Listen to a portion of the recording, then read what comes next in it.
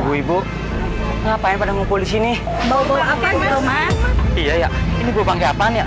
Pak, sepertinya di sini bau bangkai, Pak. Pihak keamanan yang tak tahan dengan aroma busuk tersebut kemudian memeriksa seluruh gedung untuk mengetahui asal muasal bau yang disinyalir bangkai binatang.